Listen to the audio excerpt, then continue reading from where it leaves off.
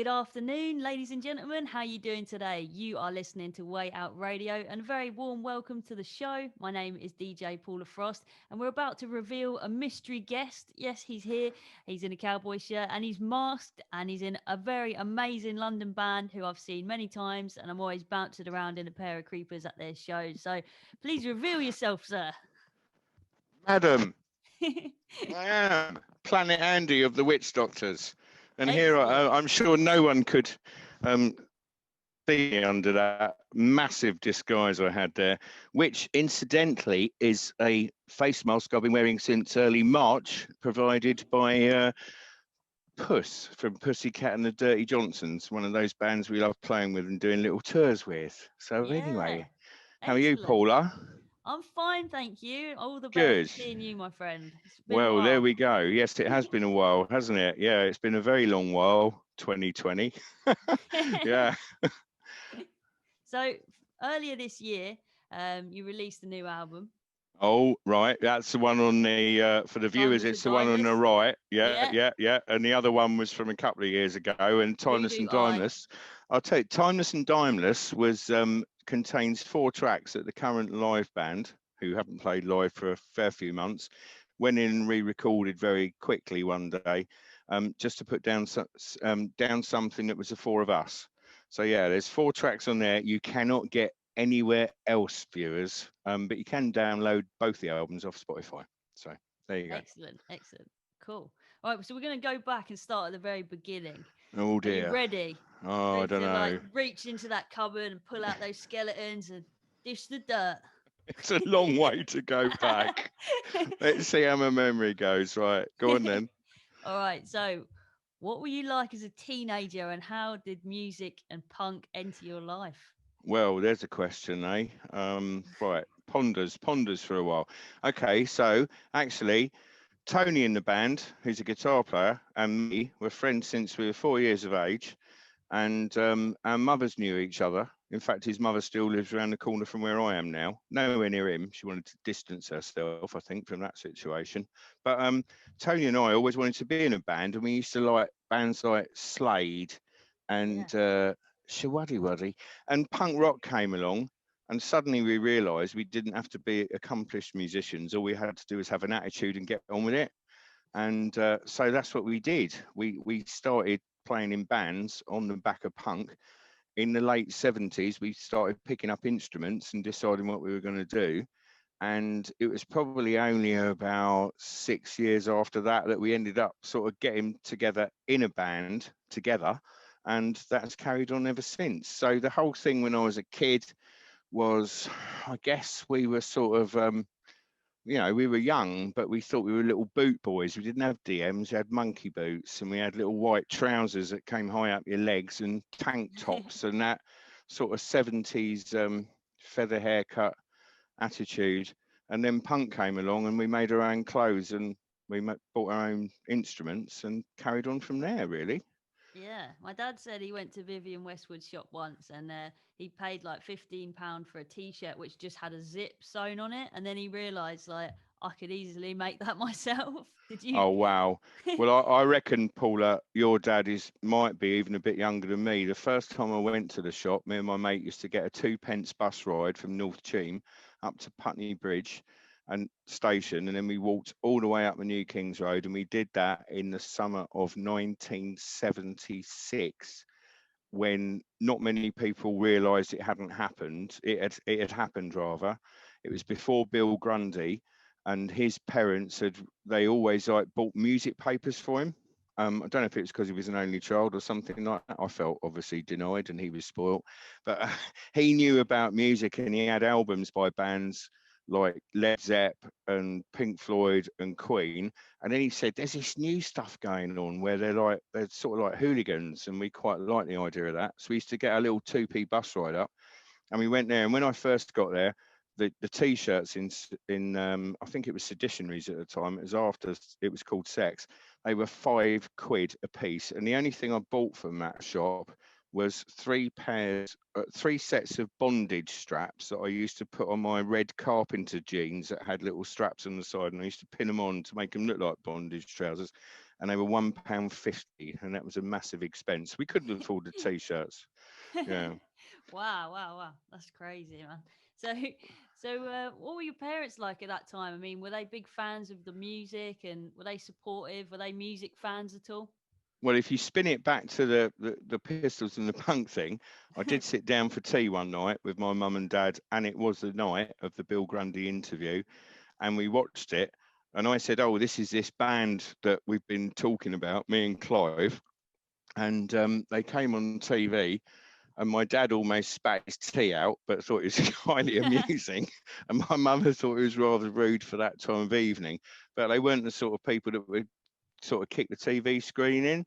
And then Tony's mum and dad were a bit younger than mine, and his dad actually really liked the Stranglers. They were his favourite band, and his dad had early Stranglers albums, and he used to play them on his huge, great, real old sort of 70s hi-fi stuff that we couldn't quite get because we used to play ours on little I don't know, little things that had horrible needles on them and scratched. You put a penny on top with blue tack to stop it jumping when the record started jumping.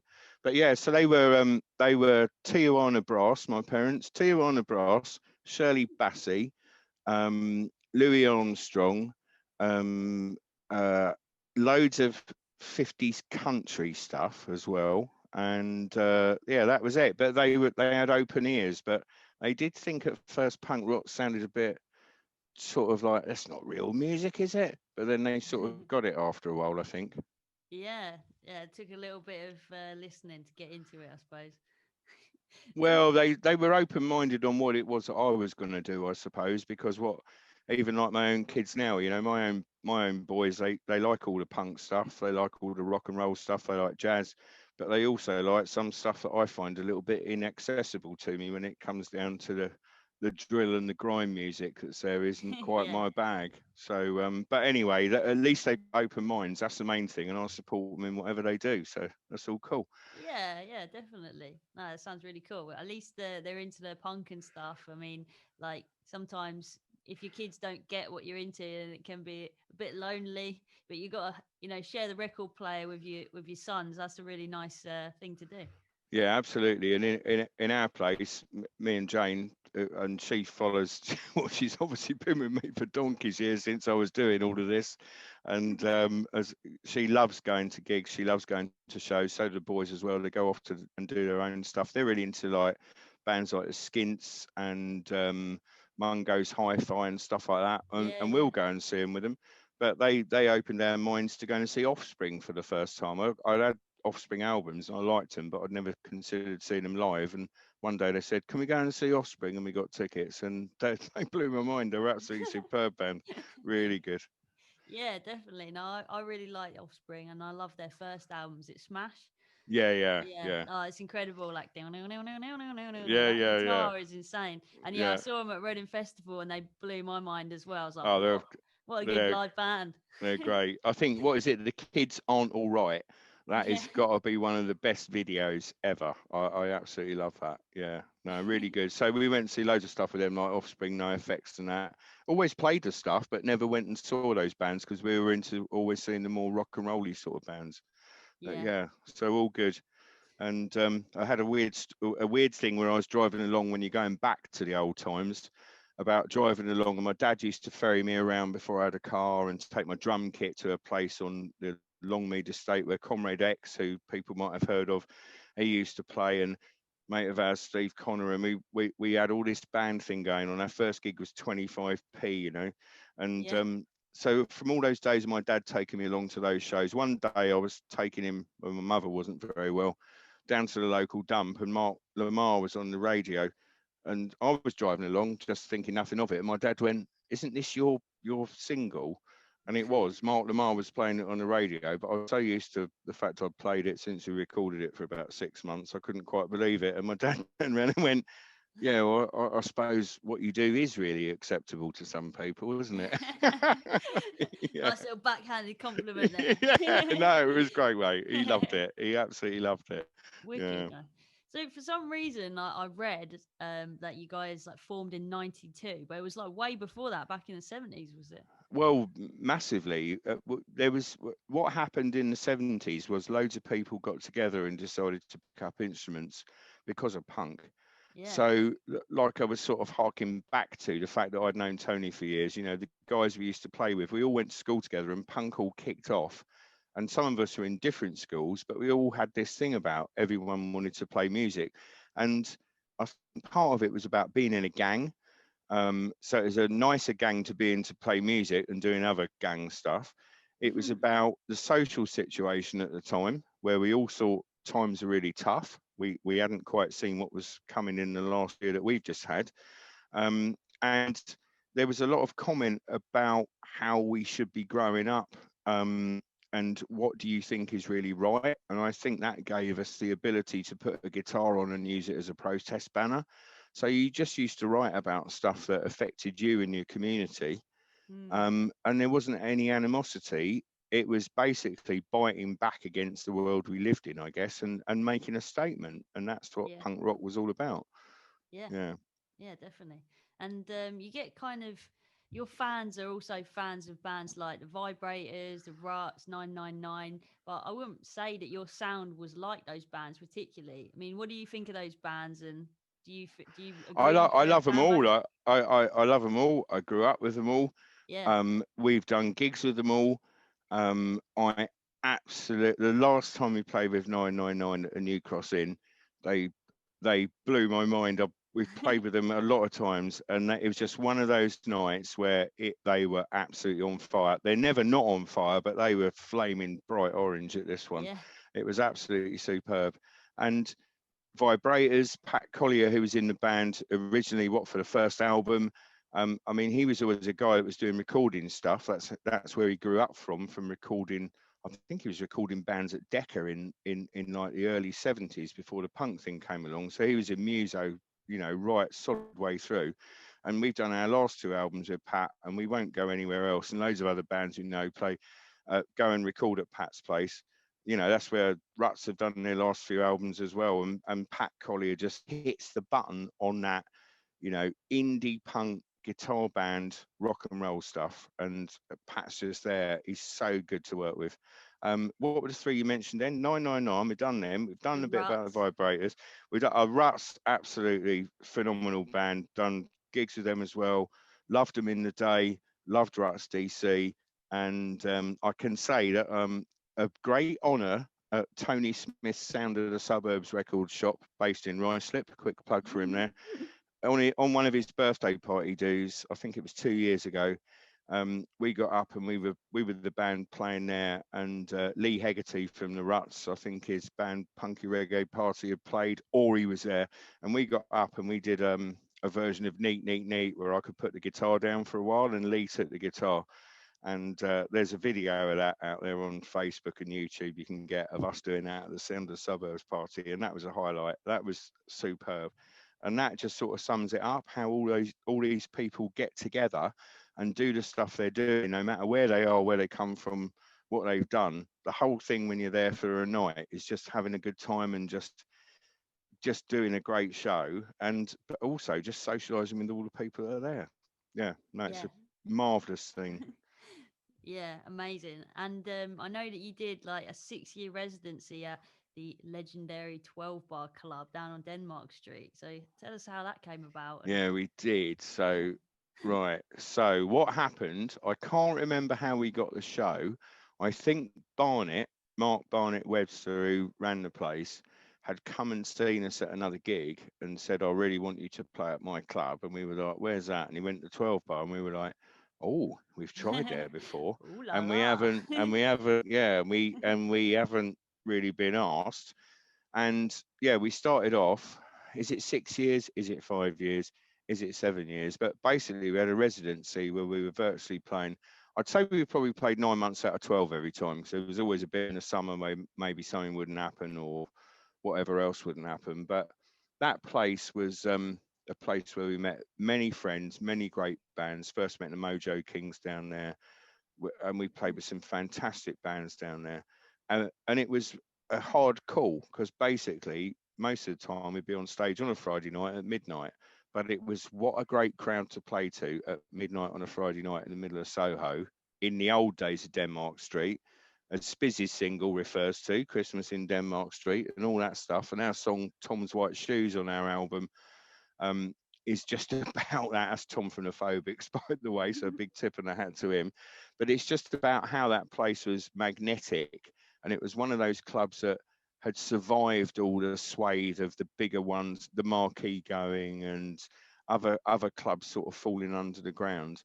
I guess it was destined to die at some point because somebody that doesn't really, doesn't really like that sort of stuff, or rather, it doesn't pay enough money to the big bucks and the coffee companies that need to be in those spaces. But that place is special. I mean, so many famous people played there. It's a bit like some of those venues in Camden, like Dublin Castle, where Amy Winehouse used to play. It's and madness. You just get up and you do a show. You don't know who's in the audience. You don't know what other bands are going to be on with you.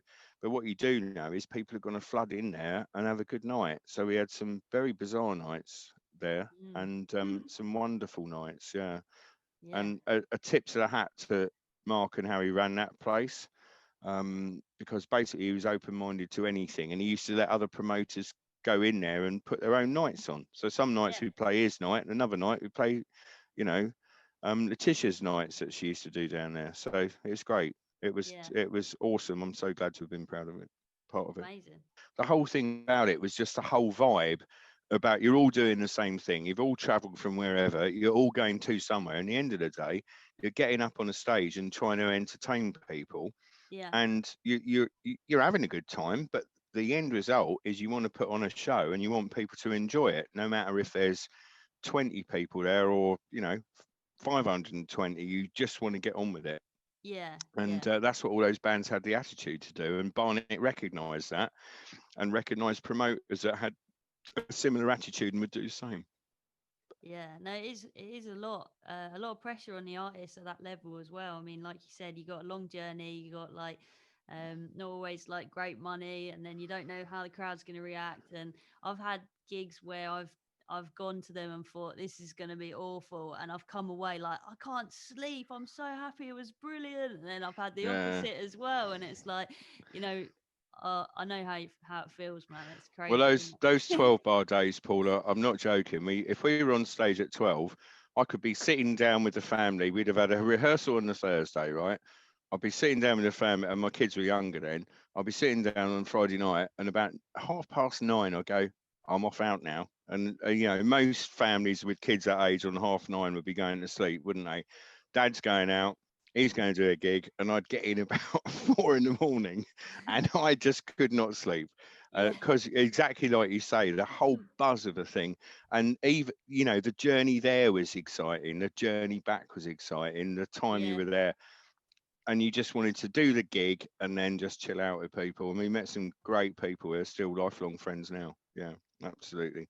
Excellent. So I wanted to ask you a little bit about your DIY ethic in the band. So, from merch to videos, everything that happens behind the scenes, like what's the good and bad things about, operating the Witch Doctors? Right. So it's basically operated from the four people that are in the band. Yeah. And tip my hat to Tony. As I say, my mates. Yeah, well done. Good one. Good cue. We didn't work that out earlier, by the way. That was completely ad lib, yeah. But Spontaneous. yeah, yeah, yeah. But yeah, and there is so much of it that goes on about where are the lists of those venues you have to pay. Who are the people we want to play with? Who are the bands we can talk to? If we go and say, oh, there's 3 bands, like when we did a thing the other year with Pussycat and the Dirty Johnsons, East Town Pirates and us, and we did Dublin Castle, London, we did Prince Albert in Brighton, and we did Steamboat in Ipswich, sort of a bit local to each of the 3 bands. And it took 9 months to organise that. Because you want to get it right, you want to get the posters done right. So the mate of ours, Duncan, who does a lot of our artwork for us, Duncan Russell, and he did a great poster of the back of a leather jacket. It looked like a biker gang were going to be touring. And it's all about swinging all of those people into it. The last video we did, Voodoo Eye, we couldn't go out there and film a video because it was, yeah, all for that. And we did new set of wheels off of there, right? And we had a guy come in and film it, and we filmed it at Lawrence McCormick's Romance of Rust car emporium that he's got going on there. But when we did the Voodoo Eye one, that was a mate of ours going, I've got this all this footage of when I've been to New Orleans, and I think I could put a good video together for this. And so we worked with him, and him and his Mrs. Ruth, Paula, Page, and Ruth. They put that video together, and yeah, that's DIY, proper DIY. That footage doesn't come from anywhere else. That's come from them going to New Orleans. It come from some shots that we put in there that we went out and sort of filmed and said just put something together that feels like the vibe, because we can't do a proper sort of band video where we're all playing the guitars at the moment. Yeah. But all of that stuff, everything takes so much time. The DIY on getting the gigs. What do you do then? You have to promote them. You have to work with the promoter. You work with the bands that do it. And yeah, so it's a when you actually go to the show and you're thinking, right, I'm playing a show tonight. Let's face it, none of our shows last more than an hour because we're out there high energy, bit like the Ramones, bang, deliver the songs. Maybe we might do a couple of as an encore and maybe chuck a cover in, but at the end of the day, it's a whole lot of effort to do what you do, but Yeah. every minute and second you get up on the stage, and you know this, Paula, from being a performer as well, it's that is what matters, isn't it? That Yeah. is the bit where that is like, I've written a book and someone can start reading it now, Yeah. and Yeah. it just makes it all worthwhile. Yeah, totally. I've done loads of I've done bands since I was about 13 years old playing the drums, and I've always like done like half-hour sets because you release an EP and then you play the pubs, and it's like you sort of look back the next day after a show and you're just like, for that whole day I was like thinking of the gig and planning a gig and making the gig happen. Yeah, I was only on stage for 25 minutes, you know. Like it's amazing because you just yeah, burst so much energy, you put everything into it. yeah. But the bit that some people don't get is that the fact that actually the whole of the week before that and the week before and the week before that is a complete build up to it. So Yeah. it consumes loads of your life. The fact that it's a concentrated burst of 25 minutes or an hour is sort of irrelevant because it's outweighed by the amount of input that goes into it. But it is massively relevant because that's what it's all about. How long does it take to paint a really incredible picture, a masterpiece or something, or even Mm, Jackson Pollock chucking his bike with his tires covered in paint? It all takes time, effort, and thought. And yeah. and that's the bit, is it's got so much energy in it. That's why it's so beautiful when people see it and appreciate it, and so sort of humbling when people go, oh, it was so good, and you're thinking, yeah, you don't, we've come a long way to do this, like you do yourself, Paulie. You go a long way, not just in miles but in time, to get to the point where you can perform, and that's just so rewarding, and it's Yeah, great and very definitely. humbling as well, actually. Definitely. And you think to yourself, like with songwriting as well, you spend so much time writing something and recording something, and you think to yourself, God, that's really good. Like I'm really happy with that. And when you put it out and someone goes, I really like your song, you're just like, do you? You're like, Yeah, yeah, really? yeah, You yeah, like my yeah. song? You're like, it's so nice, isn't it? Yeah. No, it is, and it is because actually a lot of the time I'm sitting there going, "Oh, after listening to it 470 times, I actually think I should have changed that word or switched. We should have switched the guitar up in that bit." But putting a release out, as you say, Paula, it's like a gig. It's there then as a stamp in time. We could Yeah, all go back and remix it, couldn't we? Or we could all go back and play the gig better if we had the chance to, or whatever, and change this, that, and the other. But it's that moment in time where it's captured. So yeah. and if you're there, you're there, and if you're not, you've sort of missed it. But there you go.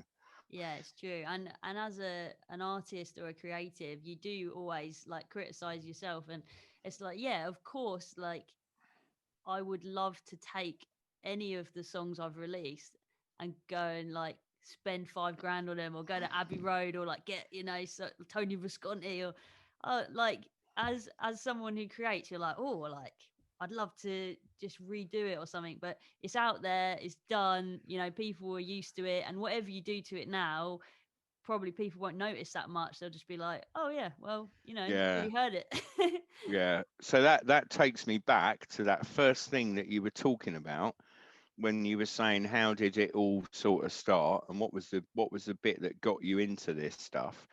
And the beauty of it was, if I look back at all of those records I've got records that I can play from 19, well, no, 60. I've got an MC5 album I got for Christmas a couple of years ago because I'd always wanted it and it's a bit expensive. And Jane said, "Oh, it's a nice copy. I'll buy it for you."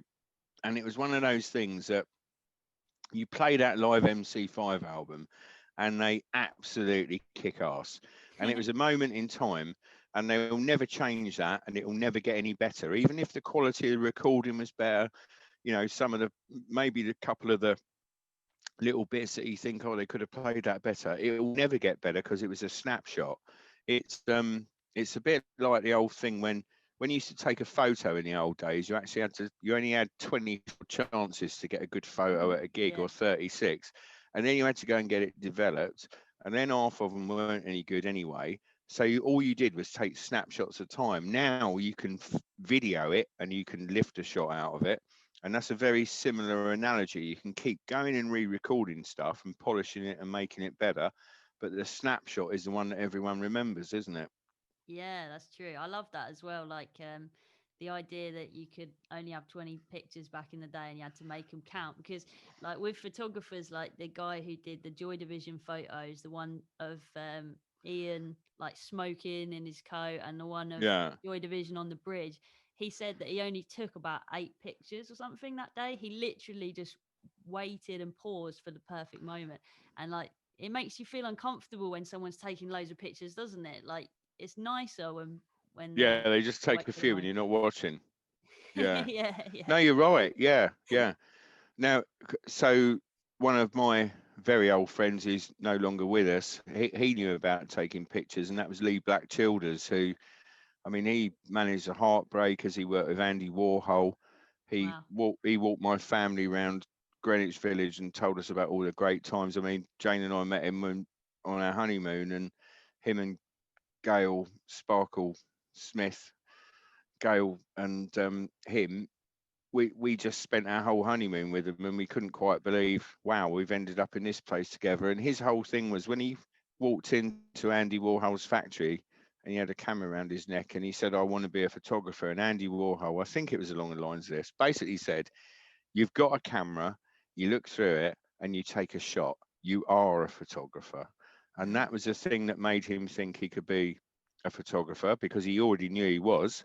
yeah, And the shots that guy took are just absolutely phenomenal. When you look back at them, they were the early days of CBGBs and Factory and everything, and all the New York scene, and shots. I mean, I think his introductory line to us when we were on our honeymoon was he came over and he said, "Hey, you got a Ramones t-shirt on? They're my buddies." And I was like, hang on a minute, I think I know who you are. And they were his buddies, and that was what he did. And he believed in himself, and he went out there, and he just made a complete career out of being someone who lived a life with those people.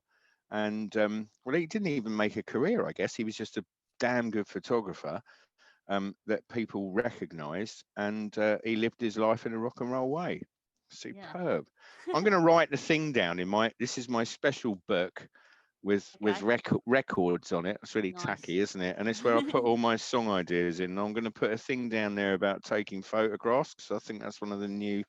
lyrics to one of the new songs that we've written as well. Now, I just wanted to talk to you a bit about songwriting. And, you know, do you sit down and purposely say, right, it's time to write a song, or do you just find that inspiration hits you when you're out and about? Right. Okay. So it's a bit of both, actually, Yeah. because what happens is Tony in the band comes up with about 8,000 guitar licks a week, and he's got his little Tascam Porter studio, and he put down on there, and he goes, got a really good song now, and he puts loads of chord progressions down there. And by the way, at halftime, I switched in the beer. I've got myself a little Hey. glass of festive port now. Um, Yeah. so Tony comes up with all of this stuff about I've got these tunes, guitar tunes with some melody lines to them. Normally the melody lines go, and I'm like, oh yeah, I can get my head around that, sarcastically bracketed. And, and what we then do is we sort of then mash it up, and Tony actually he can basically put together a song on the guitar, put some bass down. He sends it off to Joe, the drummer. Joe can then sit in his own place of his drum room and put drum track down. Then he sends a drum track down, and then we relay guitar over it, and then we try and work out a running order, and then lead a bass player can put bass over that. The big thing we're missing at the moment, and this is COVID, is you can't get in a room and play them together at the Yeah. moment, because what you need to do, and I'm like, I have probably 6 different versions of lyrics for a song. They evolve over time, change them when I get in the studio with him. There's always a theme, but some words sound better than others. When you get in the studio, some words sound better than others because of sibilance, because of just what the word sounds like. And when it gets to the end of a bit that goes bang, it needs a K or a T in it or something to make it sound hard. So that might mean I might change the whole sentence. So the songwriting is different to the lyric writing. But what the only time you actually get your footfall and go, right, we're motoring now, is when you've got the tune. So you got the basics there, but when you get the theme of the song, it seems to add to it. And I think that was a big example on the song New Set of Wheels that we did on a Voodoo Eye album, was that all of a sudden we had a theme to it, and then that enabled you to create video to it. And even though New Set of Wheels is just about waking up one day and saying, I'm looking at the world differently, you then had a tie-in about you'd either bought a new car or you'd done something that had changed your life. And I think that's what, when a lot of people listen to the Witchdoktors songs and they listen to the lyrics, they sort of see them as rock and roll songs, which exactly is what they are. Yeah. But you can look at them in different ways. And I would say, and Tony helps a lot with the lyrics as well. He and I will spend hours of evenings pre-COVID, when we could just get together in the same place, just crossing words out and going, it's the wrong word. It's the right sentiment. It's the wrong word. It's the right story. And we try and storyboard the songs. So even though Oh. you might listen to something like No Pain, No Gain and go, well, there's only like sort of 14 different lines of lyrics in it. That took ages to sort of get to the point where we were happy with those, because the whole thing was about, if you don't put the effort in, you don't get anything out. You've got to try. Even if you get knocked down, you got to get on with it. And just to get the lyrics right on, to match the beat and the rhythm of the song, is something we spend loads of time doing. So, Yeah. and a lot of the time, even when we get songs that we might have just written and we play them live, even when I get to the studio, I might change them at the last minute in the studio. They'll still have the same feel and bounce to the words, but the words might change, Yeah. because I think there's a difference in the words compared to the rhythm of the melody, and so the rhythm and the melody fits together, and the words can say something else. So yeah, it just has to all match up. So yeah, we're a bit well, maybe I'm a bit too fixed on making sure it's exactly right. And even when I've got it exactly right, I change it again afterwards. So, I mean, like this one, Timeless and Timeless, which came out this year, which is absolutely brilliant. So, you're Well, not calling thank it a you. greatest hits, but it's a mixtape of your top tunes from over the Yeah, years. So, yeah.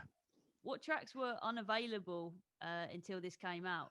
Right. So you might have to remind me of a few now, but the ones that were the new recordings on there were Told You to Go, Black Sack. I've got my glasses on. You'll have to tell me now. No, no, right.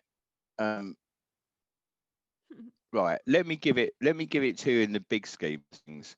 Okay. What we did there were songs that have been on previous albums. The first album you can't get on vinyl anymore at all. You can pick it up on eBay.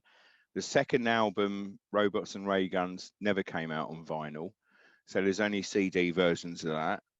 The third album, $3 Hooker, was on a CD and never any vinyl. And it was only when we got to Voodoo Eye we had the second vinyl album release. We've done loads of vinyl singles, so there was loads of this stuff sitting in the background that people couldn't get hold of.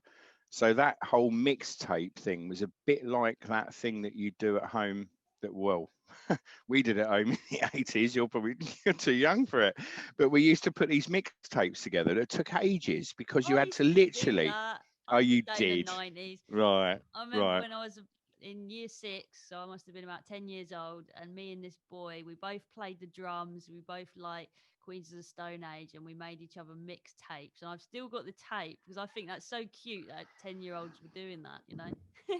Yeah, no, massively, because we when you did that, you were like a DJ, weren't you? You were putting your own mix together, and it took so bloody long because it was real time. There was none of this digital drop a track in, adjust the the EQ on it, put a Yeah. gap in it. You literally had to sit there, and sometimes I remember doing mixtapes where I didn't like the edit, and I'd played the song all the way through, but the edit before it was rubbish.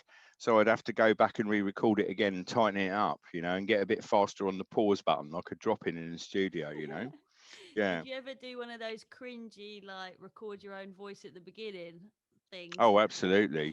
Yeah. Hey, this is Yeah. for you. I'm trying to woo you. Well, I think I was only trying to woo my own self, actually, because I didn't have a wider audience than that. But yeah, you would do that stuff, and it was like, you probably turned the lights down a bit when you did it, didn't you? To make it like you're in a studio or something. Okay, so I just got two more questions left for you. Oh, Um, have I won the star prize yet, Paula? yeah, you're a winner. You're gonna get Yeah, gunged in your own front room right yeah, now. yeah. That'll be a surprise to the rest of the family, won't it? Yeah, cool. um, so two more questions. Thank you for joining us today. First of all, it's been an absolute pleasure, and it's really nice to see you again. And I can't wait to see you guys live again. I really love the Witch Doctors. I'm a massive fan. I know. I'm really appreciative of that. It's really sort of, again, one of those humbling moments, that yeah, we haven't been out there doing stuff. It's a great pleasure to come on your show as well. I do like talking, as everyone will probably notice. But yeah, no, massively. There's certain people you connect with in the business and in the industry and in the periphery of it, and it's an absolute pleasure to know you, Paula. And congratulations on how far you've Oh, sort of moved on since we first met in what you're doing. get some You know, tears going. Hey, yeah, I know. I'll do it with the red wine, and that'll look really rubbish, won't it, with the old port? But no, sincerely though, it's Thank a you. sheer pleasure to some of the people that we've grown up with. We've been doing this thing so long.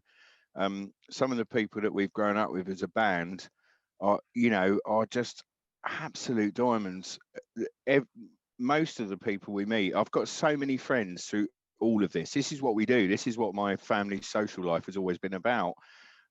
We've got friends we go out, for a few drinks with, but they're all like-minded, and this Yeah. is this is where we're at. That's why like I was saying, we're missing this massive Christmas sort of booze up we normally have. Starts in Fleet Street, and Spiz will be there, and Mike Spencer from the Cannibals, and Tom Crossley from Phobics, and we just get people just drop in, friends of ours, and everyone gets on together. And some of the people who come along, they probably they know that Spiz is Spiz, but they don't know Spiz like we know Spiz, and Yeah. everybody just gets on, and it's about this whole sort of social slice that we've got that is just so wonderful. So yeah, go on. What are these Yeah. two questions? Then I should shut up, shouldn't I, and I let just you want to give lead? Marco Blanco a shout out because he introduced us and he was like, "You got to check out the Witch Doctors." So yeah, What, Mr. Blenkiron? Mr. Blanco. Yeah. Well, he has, and now I have to give some shout out here. He's been printing our t-shirts for bloody ages because he's a very old friend of ours. Yeah, he does my And t-shirts as well. yeah, indeed. And I think he might be doing some for my son's hair salon at some point. But aside from that, another mate of ours who, before we met Mark through a mutual friend, Steve Whitehouse, I'll give a shout out to him. Yeah. And he used to print our t-shirts up, and he lived just around the corner from my missus in Ashford and I used to go around there, and he's well known on the scene, and he used to print our T-shirts up probably 30 years ago. Wow. Yeah, yeah, and he's only 27 now. Do that maths. Yeah. All right. So, what is the best bit of advice you've been given through the years? You've met loads of musicians, you gigged with loads of people, you've got all these friends. Who's the wisest person, and what did they help you out with? I reckon when we started off really young, um, doing this thing before we could even drive cars and transport our gear around, I remember my dad just saying to me, "Don't listen to anyone who's talking bullshit." And he couldn't tell you who was, but what he was telling you was listen to what people are saying and just take it, and just Yeah. make sure it's the right thing. Um, I think advice wise, anything that's good that's honest is good. Um, I think there's loads of people over the years who have said things, but you have to go with your best judgment. You've got to suck it all in, all of that stuff, because even how you behave every day, even when you're not doing a band thing, makes you what you are. And that's the advice you have to have. It's about positivity. It's most certainly about keeping on going, because not trying to weigh up the fact that I just did a 40-minute gig and maybe I got paid, maybe I didn't, and maybe it was enough and maybe it wasn't. You Yeah. have to go with your heart. You got to follow your heart. That's the big thing. And I think in some ways, when I grew up, my parents told me to follow my heart and do the thing that I thought was right. They wanted a bit of, thought it was good to have a bit of regularity and maybe have some money coming in that's regular. But at the end of the day, you've got to spend your time doing what you want to do, haven't you? Oh yeah, totally, definitely. All right, mate. So I'll wrap it up now because it's been amazing. Thank you for being on the show. So I just want to ask you, where can people get your music, and what's planned for the future? Right. Okay, Paula. So massively wonderful to talk to you as well. I've gabbled a lot. You've been really patient. Thank you for your time. Thanks for having me on the show. You can get our stuff at Spotify. You can get it on iTunes. If you want to buy the product off of us, the physical bits, the t-shirts, the CDs, come through the Facebook site, yeah, and we'll gladly deal with anything that you need. I don't know if there's any special Christmas offers on at the moment. They'll probably be the same as the ones in January. But yeah, if you want to see us, just link into our Facebook site. That's where we do most of our stuff. And go out there and look at Spotify and iTunes, Bomber Music. Go and look at the Bomber Music site. We're on Yeah. Bomber Records. Donna O'Leary's been a great supporter of ours. Put the Voodoo Eye album out and co-put out the Timeless and Dimeless album with us. And there's some great bands on there as well that you can check out. And it's only down to the sort of people like yourself, Paula, and Donna and Eugene's of this world and Mick Moriarty's that all of this stuff carries on, because it's people with enthusiasm for the whole scene that get out there and do it. So Yeah, man. yeah, Thank you. Thank you yeah. for all the music. We love it. That's what it's all about. Hey guys, DJ Paula Frost here from Way Out Radio, the one and only punk and reggae station, broadcasting every week. Go to wayoutradio.com for more. So I just want to tell you guys about the brand new fan club we've just launched. It's absolutely amazing. You can choose from contributing £5, £10 or £20 per month to keep the station alive, pay our guests handsomely, and keep music money in the musician's pocket and in the punk world and in the reggae world. So find out more about that at wayoutradio.com. Thank you very much.